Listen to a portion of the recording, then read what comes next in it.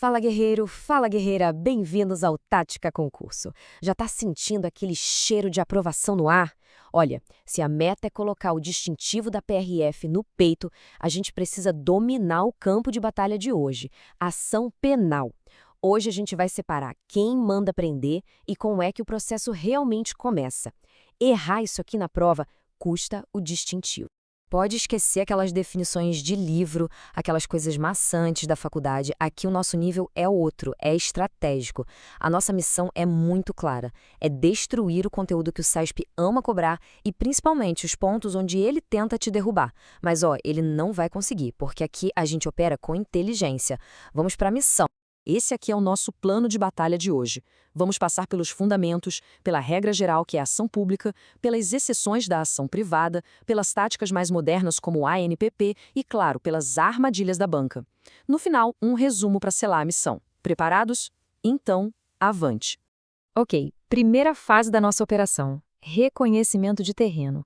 Antes de qualquer combate, a gente precisa dominar os fundamentos. Sabe por quê? Porque sem uma base forte, qualquer casinha desmorona na primeira pressão que a banca colocar. Primeiro ponto de atenção máxima aqui, a diferença entre processo e procedimento. Pensa comigo numa analogia bem tática. O casamento é o processo, é o vínculo todo do início ao fim. Agora, a cerimônia, você vai ser na igreja, no civil, na praia, isso é o procedimento, é o rito, é o caminho. O processo é o destino, o procedimento é um mapa para chegar lá. O SESP simplesmente adora essa distinção. Fica ligado. E o que é que define essa relação processual? São as 6 esferas. Grava isso aqui, ó. Ela é pública, porque é o Estado que comanda. É autônoma, ou seja, ela segue o próprio rumo, não importa se o resultado final vai ser condenação ou absolvição. É progressiva, como um avanço tático, sempre para frente, sem voltar atrás. É complexa, porque tem um monte de atos ligados entre si. É única, do começo ao fim da missão, não tem vários processos dentro de um só. E o mais importante, é trilateral. Tem o juiz lá no topo, e a acusação e a defesa na base, formando aquele triângulo de combate. E agora, guerreiro, a regra de ouro. Tatua isso na mente. O acusado não é uma coisa, não é um objeto. Ele é um sujeito de direitos. E o que isso quer dizer na prática? Que ele tem garantias que não se negocia, como a ampla defesa e o contraditório. Se o réu for tratado como um objeto, toda a operação é anulada. Isso é um ponto de honra do nosso Estado democrático de direito e pode ter certeza que o SESP vai testar se essa noção tá clara para você. Então, como é que uma ação começa? Não é só chegar acusando de qualquer jeito, não. Existe um filtro, um controle de admissibilidade que o juiz faz. Ele vai checar 4 condições básicas: possibilidade jurídica, ou seja, aquilo que foi narrado tem que ser crime; interesse de agir, quer dizer, a via judicial é realmente necessária; legitimidade, as partes envolvidas têm que ser as certas; e a mais importante de todas, a justa causa. A justa causa é uma fórmula: materialidade, que é a prova de que o crime existiu, mais os indícios suficientes de autoria. Lembra disso, se não tem fumaça de crime, não tem foco de processo. Beleza, agora vamos entrar no tipo de ação mais comum, a linha de frente do combate ao crime, a ação penal pública. É aqui que o titular, o dono da bola, é o Ministério Público. A ação pública se divide em 2. A regra geral é a incondicionada. Pensa que o cadeado está aberto. O MP viu que tem crime, tem os requisitos, então ele tem o dever de denunciar. Já a condicionada, ela tem um cadeado fechado. O MP precisa de uma chave para poder agir. E essa chave pode ser a representação da vítima ou, em alguns casos, a requisição do ministro da Justiça. Alerta tático, a nossa capivara da PRF está na área com o pulo do gato. Atenção máxima no cronômetro, guerreiro. Na ação condicionada à representação tem um prazo fatal, prazo de morte, 6 meses para a vítima se manifestar. Mas o grande segredo, a pegadinha clássica do SESP, está no começo dessa contagem. O prazo não começa a contar da data do crime, mas sim do dia em que a vítima fica sabendo quem foi o autor. É da ciência da autoria. Perdeu esse prazo, já era. Acontece a decadência e a punibilidade vai para o espaço. Outro ponto crítico aqui: a vítima representou, mas aí se arrependeu. Ela pode voltar atrás? Pode, mas tem um limite final. A retratação só vale até o momento em que o MP oferece a denúncia, ou seja, quando ele protocola a petição inicial. O SESP vai tentar te confundir com o recebimento da denúncia pelo juiz, que é um ato que acontece depois. O muro sobe no oferecimento. Não cai nessa armadilha. Missão avançando. Agora a gente vai analisar o terreno das exceções, a ação penal privada.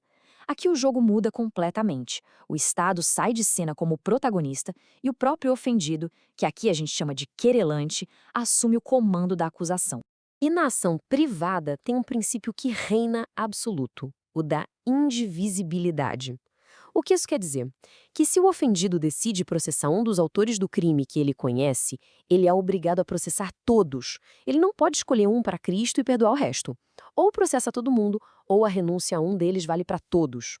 O MP fica de olho nisso para evitar vingança seletiva. Muito cuidado para não confundir dois institutos que o CESP adora misturar: renúncia e perdão. A renúncia acontece antes do processo começar. A vítima simplesmente deixa para lá. É um ato unilateral, só dela. Já o perdão acontece durante o processo. E o mais importante, ele é bilateral. O querelante oferece, mas o réu precisa aceitar. E por que ele não aceitaria? Para continuar no processo e provar a inocência dele no mérito, para limpar o nome de vez. E se a vítima da ação privada morrer ou for declarada ausente, a ação acaba? Negativo. A lei prevê uma linha de sucessão para continuar a briga. E para memorizar a ordem de preferência, usa o nosso mnemônico tático CAD. Primeiro o cônjuge ou companheiro, depois o ascendente, em seguida o descendente e, por último, o irmão. CAD. Simples, direto e eficiente. Agora, vamos para o tópico mais quente, a tática mais moderna do processo penal e um dos assuntos preferidos do CESP ultimamente, o Acordo de Não Persecução Penal, o famoso ANPP. O ANPP é tipo um negócio jurídico para evitar que o processo comece. Mas para fechar esse acordo, precisa dar um check-in em 4 requisitos. E atenção, guerreiro, eles são cumulativos. Se falhar um, já era, a missão falhou. Primeiro, confissão formal e detalhada. Segundo, o crime não pode ter violência ou grave ameaça. Terceiro, a pena mínima tem que ser inferior a 4 anos. E quarto, o acordo precisa ser suficiente para reprovar e prevenir o crime. A lógica é simples: focar os recursos do sistema em crimes mais graves. Tão importante quanto saber quando o ANPP é possível é saber quando ele é terminantemente proibido. E é aqui que o CESP espalha as minas terrestres na sua prova. Alerta vermelho. O ANPP não se aplica em situações que a lei acha mais graves ou que mostram comportamento repetido. Então, esquece a ANPP em crime de violência doméstica ou familiar contra a mulher.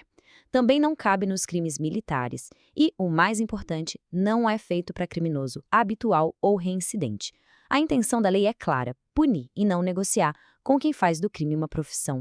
Chegamos na fase final de inteligência. Agora o foco é em desarmar aquelas armadilhas específicas, as pegadinhas táticas que a banca prepara só para o candidato desatento escorregar. Atenção! A capivara tática voltou para desarmar 3 armadilhas de alto calibre. Primeiro, contagem de prazo. A regra no processo penal é clara: exclui o dia do começo, mas inclui o dia do vencimento. E se o prazo final cair num feriado ou fim de semana, a missão é prorrogada para o próximo dia útil. Segunda armadilha: indisponibilidade. O MP, depois que ele começa a ação pública, nunca pode desistir dela. Ele pode até pedir absolvição se achar que não tem provas, mas abandonar o campo de batalha, jamais. E a terceira, que derruba muita gente, a intimação do MP. O prazo para o promotor agir não começa quando ele ouve a decisão na audiência, não. Começa só quando o processo chega fisicamente na mesa dele e ele assina a carga. Cada detalhe desses conta para aprovação. Muito bem, guerreiro, passamos por todo o campo de batalha. Agora é a hora do debriefing final, aquele resumo rápido para fixar os pontos críticos e garantir a vitória na prova. Vamos lá, ritmo acelerado, pública incondicionada, é a regra, princípio da obrigatoriedade. Representação, prazo de 6 meses, a contar da ciência da autoria e fica irretratável depois que a denúncia é oferecida. Ação privada, princípios da oportunidade e da indivisibilidade. A ANPP lembra dos 4 requisitos juntos: confissão, sem violência, pena mínima inferior a 4 anos e suficiência.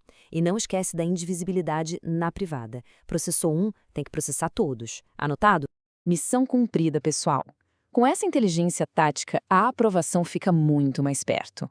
Se esse resumo operacional foi útil, deixa o like para fortalecer a tropa, se inscreve no canal e compartilha com aquele parceiro de estudos.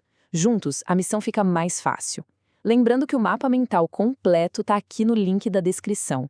Mantenha o foco e bons estudos!